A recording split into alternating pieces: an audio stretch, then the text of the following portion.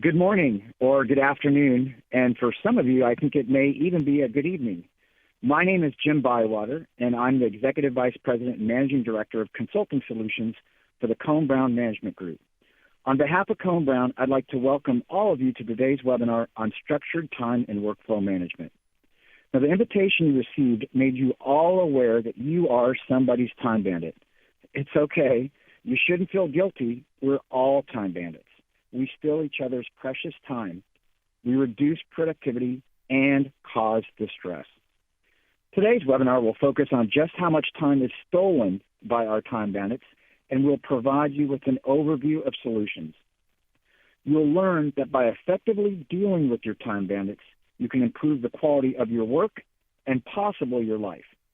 Now, it's also a pleasure to have on today's call Edward G. Brown, President and Co-Chairman of the Cohn Brown Management Group, and Lisa Wickelman, Regional Director. Ed is the creative force, developer, and author of Structured Time and Workflow Management, which we simply call STWM. Lisa assisted Ed with the research for developing STWM and also assists in teaching the program. So let's get started. As I mentioned, Edward G. Brown is not only the author of Structured Time and Workflow Management, but he is also the author of the book, The Time Bandit Solution, Recovering Stolen Time You Never Knew You Had. It's an adaptation of the STWM program. It is therefore my pleasure to introduce Ed, who will discuss the critical issue of time and workflow management and its effect on the current socioeconomic climate. Ed? Thank you very much, Jim. Because of today's socioeconomic devastation and the severe economic financial crisis that we're all endeavoring to recover from, budgets have been slashed and downsizing is a commonplace. American Airlines just laid off 13,000. Dallas Independent Schools, 12 to 15,000. T-Mobile, 1,900. Tennessee Valley Authority, 1,000. J.C. Penney, 1,000. Bank of America, 30,000. And it just continues.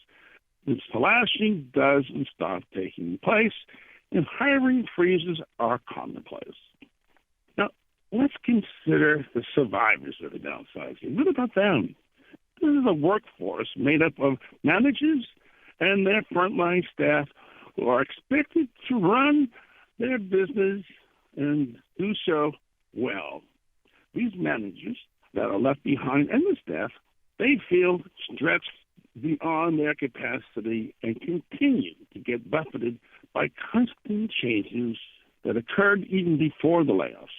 And then they face this Sisyphean odds that because management continues to want to retain the original goals that are unrelentingly high for high-quality service, new revenue, higher productivity, better innovation, perfect compliance, and even tighter security. And now the survivors have to do it with fewer people.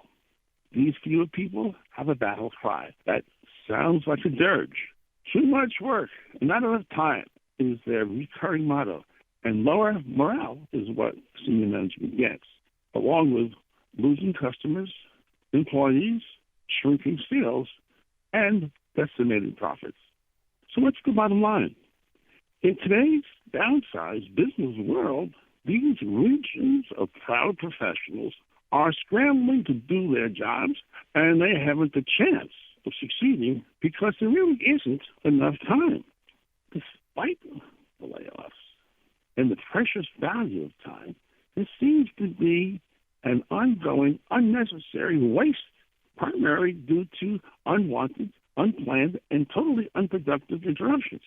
In controls that we run ourselves, 40 to 60% of our productive time is wasted by these interruptions. That transposes into 3 to 5 hours a day, every day. We're not alone in our research. BASEX research reported 588 billion. This was reported by CNN, is wasted due to these very same interruptions. The good news is this. Since there is no need for this waste, and since wasting time due to unnecessary interruptions is illogical, there must be a logical solution. And ladies and gentlemen, there is. You're right, Ed. There is a solution, and that is the focus of our webinar today. And with this solution, you'll be able to dramatically increase productivity, reduce the causes and effects of distress, increase self-esteem, and overall job satisfaction. Now I'd like to have Lisa discuss the results of our research. Based on our research, this is what you are already saying about time management. Let's get real. First of all, I have too many interruptions in the course of any day, week, or month here. I don't have enough time to track down all the information I need to service my current clients, and I have a lot of current clients. I'm already operating at my personal peak performance, and in some cases, I've already exceeded my goals. I already have too many accounts, and I'm required to be a coach. Any form of structured time management in my world simply won't work for me, not in my environment anyway. I simply have too much to do and not enough time to do it in. And apart from everything else, my time really isn't my own. I have walk-ins, I have call-ins, I have interruption after interruption. Does this sound familiar? Over and over, the research illustrated that the number one cause of time management-related distress was interruption. What most of you were actually saying was that the problem wasn't too much to do. The problem was that because of all the interruptions you experienced, you didn't have the time to deal with all the interruptions and your tasks. Furthermore, because of interruptions, the fact that you didn't have the time to do what you had to do manifested into feelings of being unproductive and incompetent, resulting in a loss of self-confidence, self-esteem, and job satisfaction. Thanks, Lisa. At this point, I'd like to turn it back over to Ed to set up our first workshop. I'm going to prepare you for a two-part workshop I designed for the purpose of calculating the actual amount of time you lose resulting from what I refer to as interruption time loss-related factors. Now, there are 5 time loss-related factors: interruptions, restarts, momentum loss, quality control errors resulting in do-overs, and distress manifestations. Let's take a minute to define each of the time loss-related factors that Ed just went over, beginning with interruptions. Anything, whatever the cause, that disrupts your workflow is an interruption. By example, if the interrupter is a client seeking your opinion while you're concentrating on something else, this interruption will require you to take time to do the research, call back, and answer the interrupter's questions.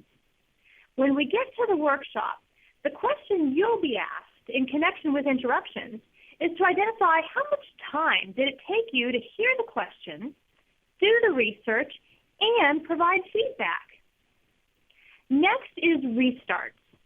We define a restart as the amount of time it takes to get back to where you left off prior to an interruption.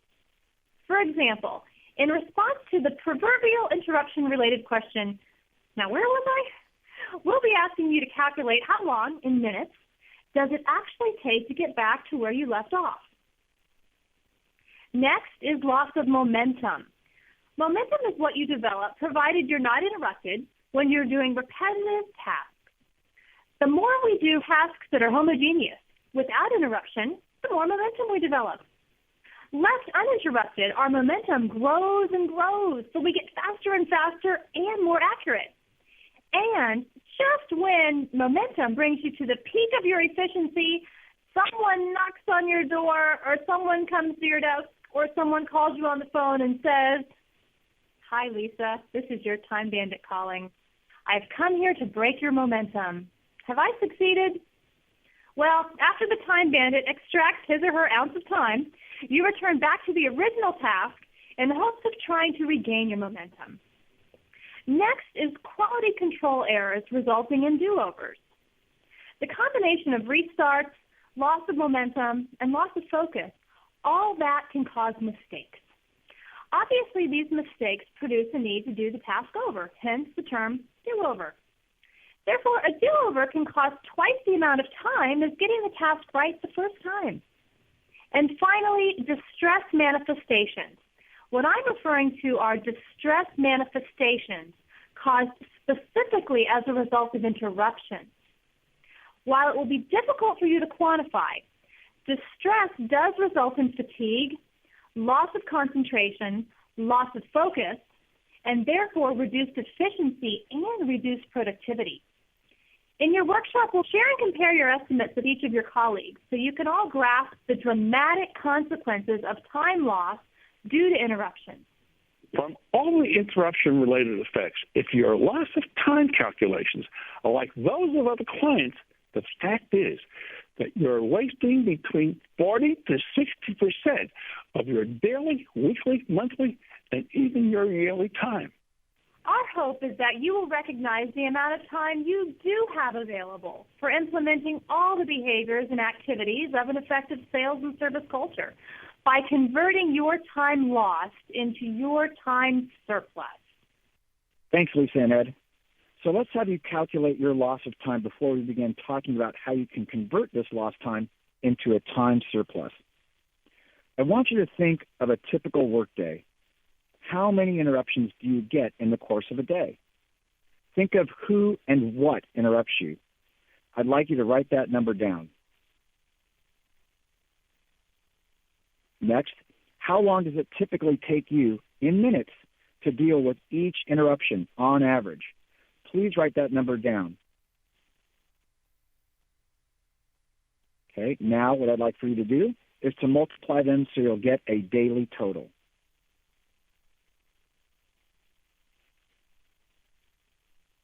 Next, I'd like you to estimate the number of restarts after the interruptions and the average time lost in minutes due to each restart.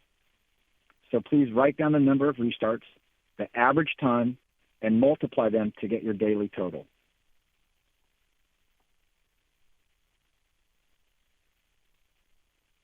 Next, I would like you to estimate the total amount of time, again in minutes, that each of these workflow inefficiencies cost you on a daily basis.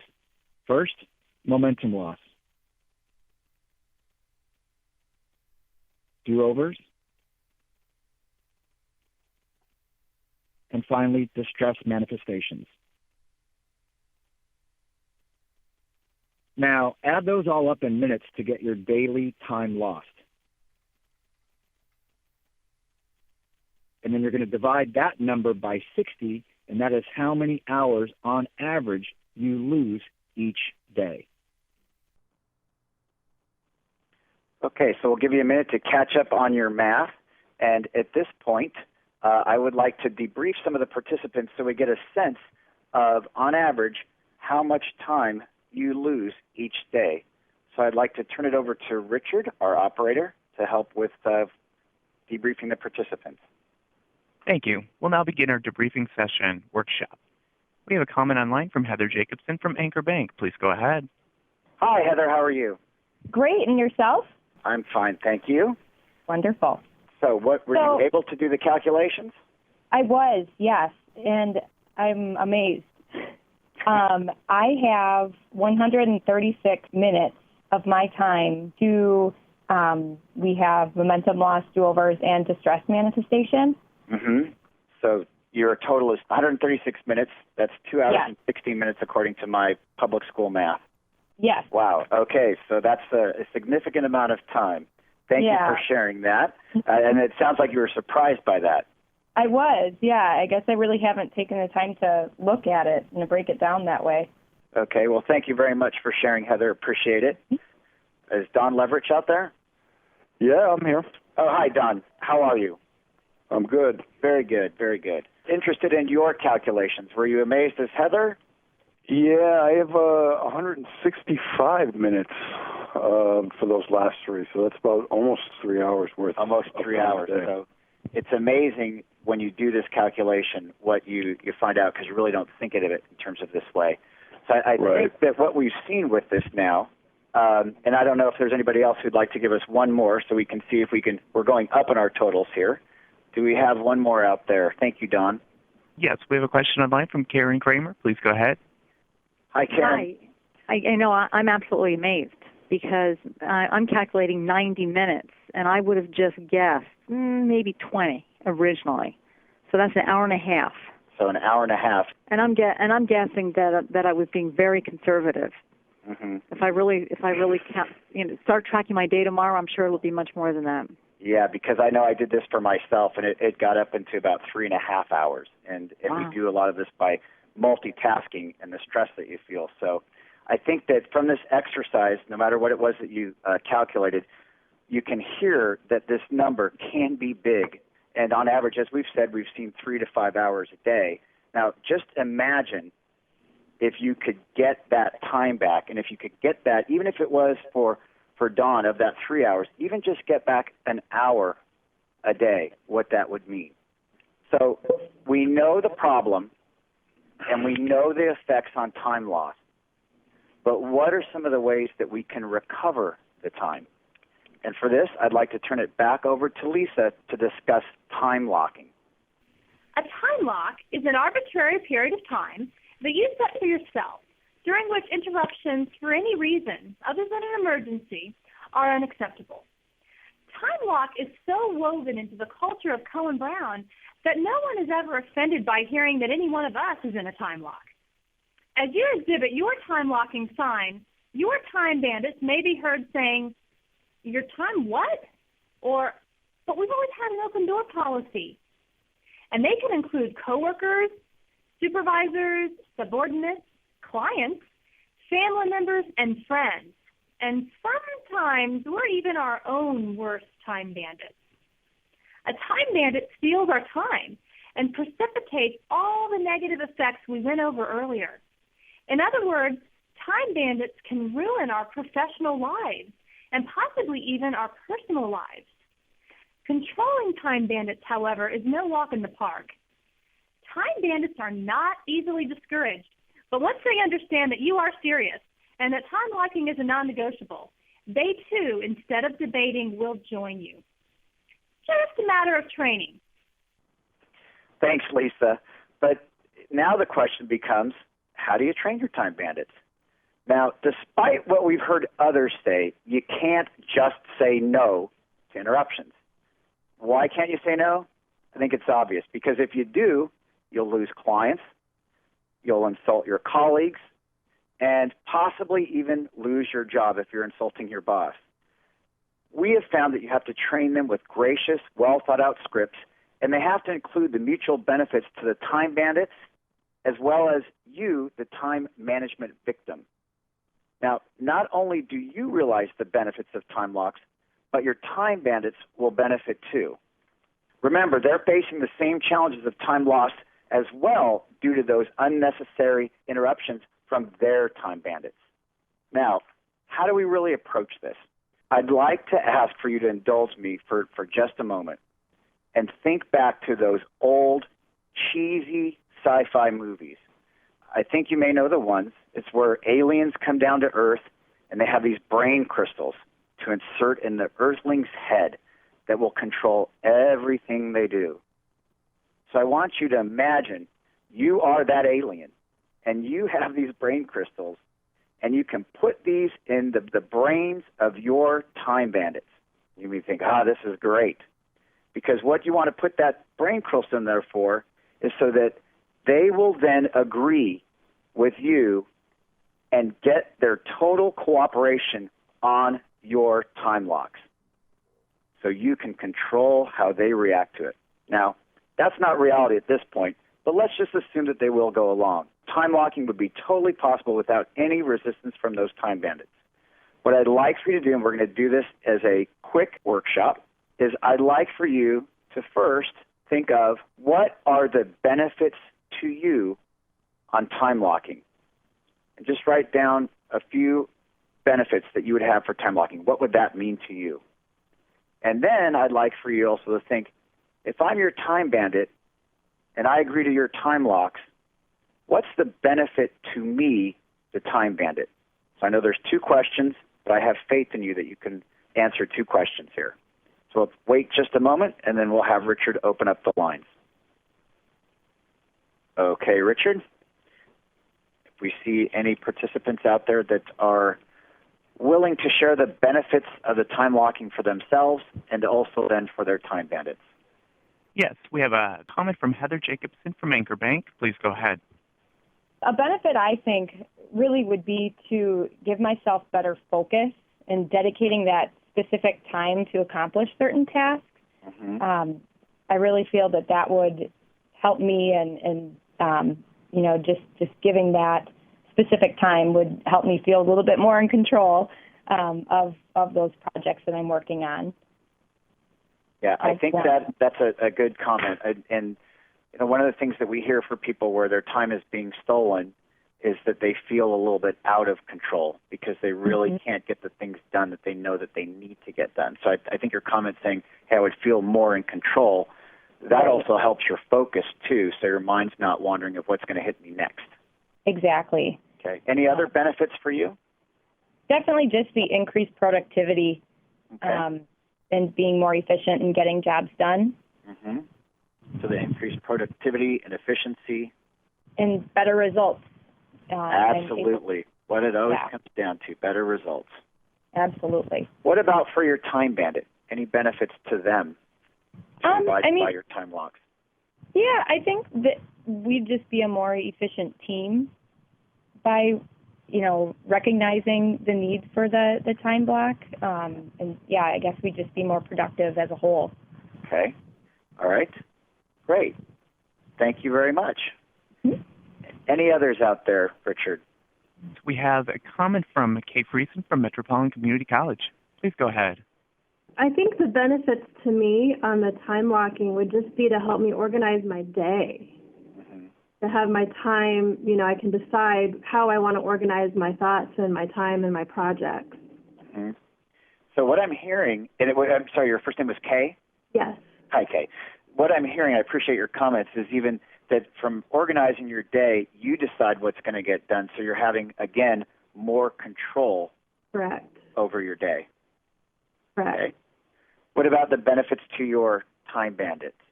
I think the benefits would be that when we do interact with each other, that you have my undivided attention at that point. It wouldn't just kind of a quick last-minute conversation. Right, and I think we've all had, even if it's phone calls where you're on the phone with somebody and you can tell they're not really listening to you, that they're doing something else, and sometimes you can even hear the dreaded keyboard typing on things too. Yeah. Like, wait a minute. Yeah. Okay, so they would feel more valued because they're getting the undivided attention from you. Okay, wonderful. Thank you. Let's go for one more. Don Leverage, I can give you a couple. Don. To answer the first question would be, I'd be able to have uninterrupted focus on high-priority items that I need to complete for the day and not be interrupted by people dropping in or phone calls or whatever. Right. And as far as the benefits of the time bandit, I can commit to giving him 100% focus when we are meeting and or tell him or her that I'll be able to get back to them at a certain time with an answer, and they can be confident that they'll get the information that they need and not have to come back looking for it again. Yeah, I think one of the key things that we're hearing too, and one of the things that we've seen from our clients, is that one of the benefits to the time bandits is that, Heather, you kind of alluded to this as you did as well, Kay, you can give the undivided attention to them, but they also see that they get more done because they know when to reach you, so you're not playing that dreaded game of telephone tag or email tag back and forth about when you're available. They'll even know that you're available at these particular times to time lock, to spend the time with them, to update on projects or any issues that they might have. So our clients have found that to be a great benefit to the time bandit, and also can help convince them to agree to your time locks. So I'd like to, at this point, turn it back over to Ed and Lisa, and they're going to explain further how do we train these time bandits. Thanks, Jim. Since some of these time bandits are probably your clients, colleagues, and bosses, negotiating and training them may be your only option. Training a time bandit requires a combination of rules, self-discipline, and communication arts and skills techniques for overcoming time bandit objections using gracious, well-thought-out, pre-scripted, and rehearsed responses. Before getting into all of this, allow me to make the observation to you that probably a large portion of your colleagues, including your bosses and subordinates, will be facing the same time-locking challenges that you are. They, too, would very much like to gain situational control over their time by controlling their interruptions by training their time bandits.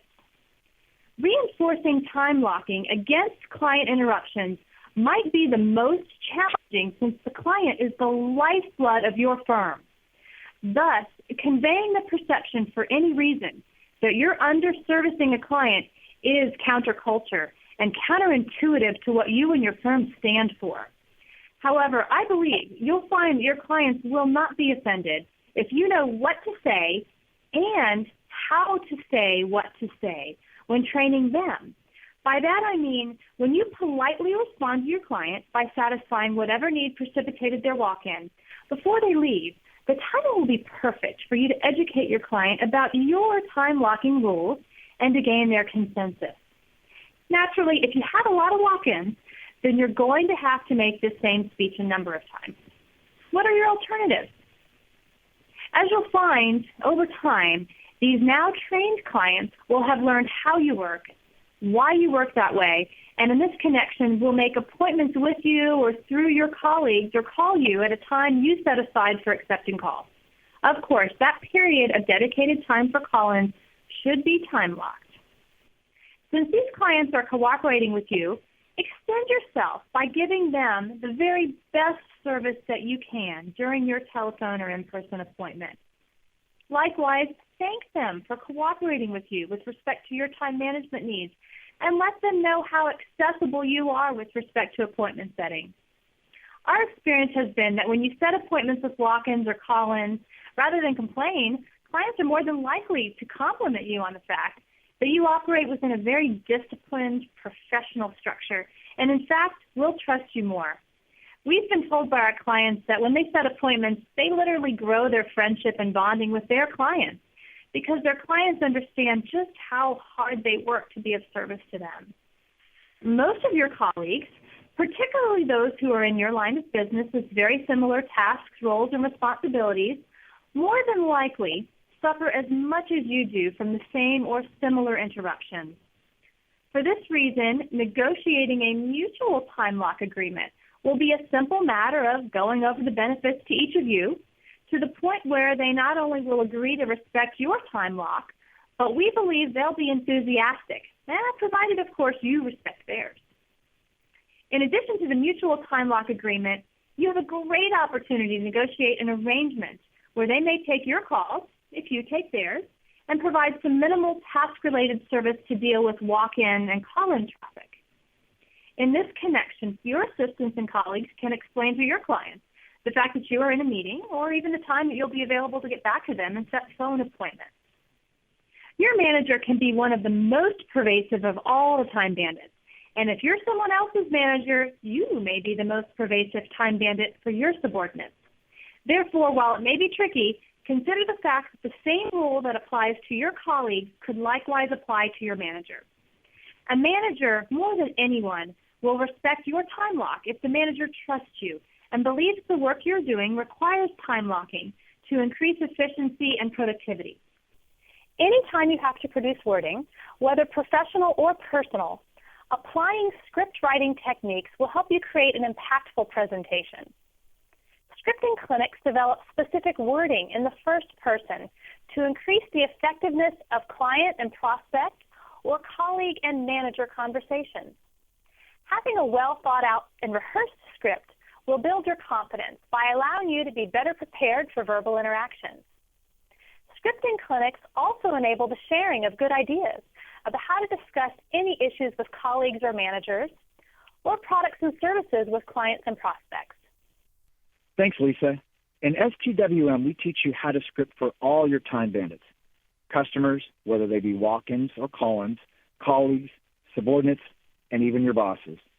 We teach the scripting in such a way that we provide you with guideline language presenting those mutual time-locking benefits so that they will agree to your time-locking proposals. But we don't stop just by teaching you what to say. We also teach you how to say it, or in other words, style.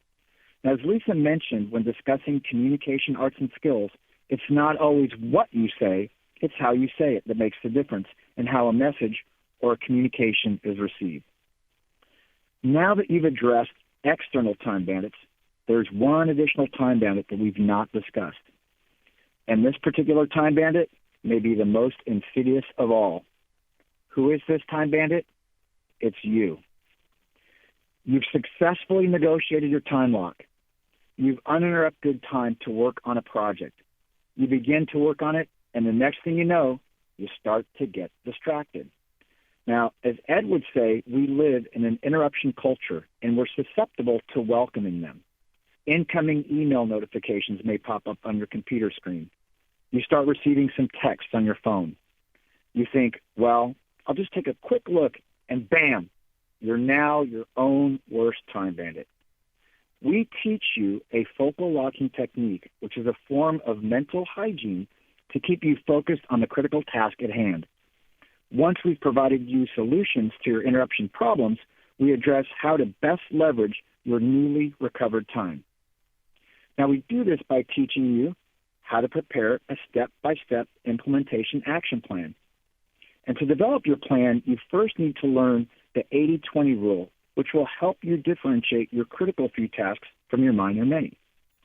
So once you know that, you'll learn how to analyze those tasks and determine which of those tasks are homogeneous and can be grouped together, what we call batch processing, so you can increase your efficiency. Also, during the analysis of your tasks, you'll be able to determine your hard tasks from your easy tasks.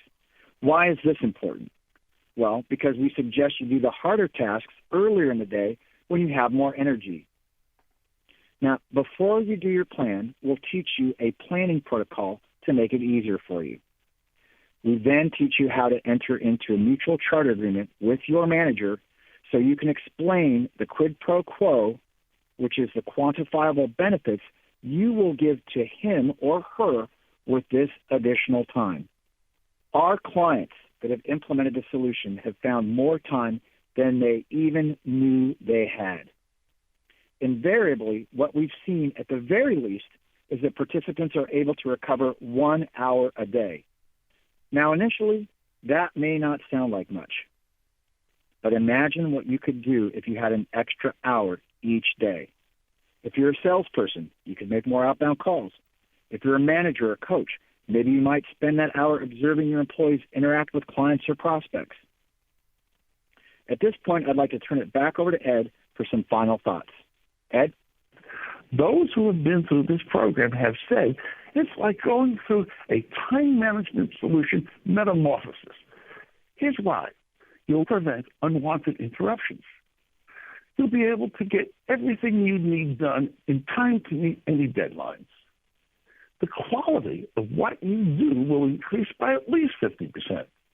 Because of these very important time and distress management solutions, your personal self-confidence, self-esteem, and overall job satisfaction will increase by 50 to 100%. And most importantly, any dysfunctional time management-related causes of distress will simply become history. Good luck, everyone, and thank you. Thank you, Ed. Now, where do we go from here? I'd encourage you to visit our website, if you haven't already, at www.stwm.com. I'd also like to make sure that you know that we do offer fee-free pilots to organizations so they can see for themselves what your organization can accomplish with STWM and recovering time. Or if you're an individual not affiliated with an organization, we will be hosting a number of in-person STWM retreats around the world, as well as continuing webinars in this webinar series. Our results consultants will be contacting you following this webinar to discuss the best options for you. On behalf of Ed, Lisa, and everyone here at Cone Brown, we thank you for your participation.